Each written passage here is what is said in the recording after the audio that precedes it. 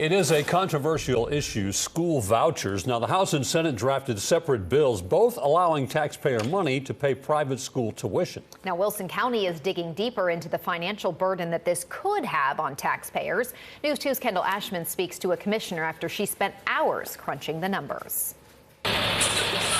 There are more questions than answers. There were just so many questions, and the jury is still out. Tonight, Wilson County state lawmakers are meeting with county commissioners to answer questions on both bills. I'm actually more concerned about the Senate bill than I am about the House bill at the moment. County Commissioner Lauren Breeze says her biggest concern is that the Senate bill welcomes in students from outside districts. If we end up filling up our schools with out-of-district students, it's going to be on the Wilson County taxpayers to build yet another school.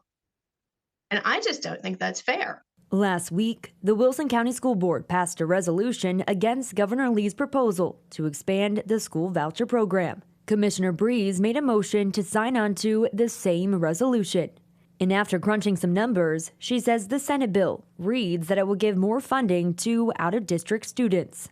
On a student who comes in with a voucher, they're going to end up, the state will pay $9,396.54, which is actually 86% more than what they pay for a student here in Wilson County. But when it comes to the House proposal, Breeze worries that funding will be taken away from public schools if students choose to go to private schools. Which to me means that to be able to actually plug budget holes that may occur because we have less funding, that we may have to look at actually reducing staff count. She says regardless, both bills will place a burden on the budget and taxpayers. I'm not understanding, if we can afford to do something like this, then why aren't we just increasing the educational budget in general to better and fully fund our schools?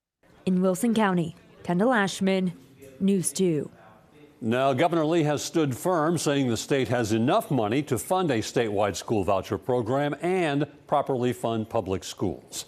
Educators and activists across Tennessee are making their stance on school vouchers known. Community leaders rallied at the state capitol today, calling vouchers a scam and a plot to defund public schools. Now, Governor Bill Lee says the proposal gives families a choice of where to send their children to school.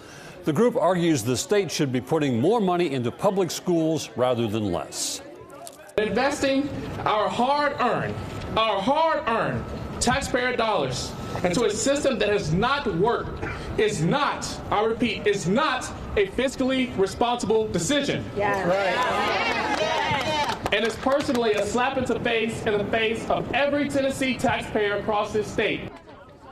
Organizers also gathered to call for an end to Tennessee's sales tax on food. Today, Tennessee Republicans filed a motion for a neutral recommendation of that bill.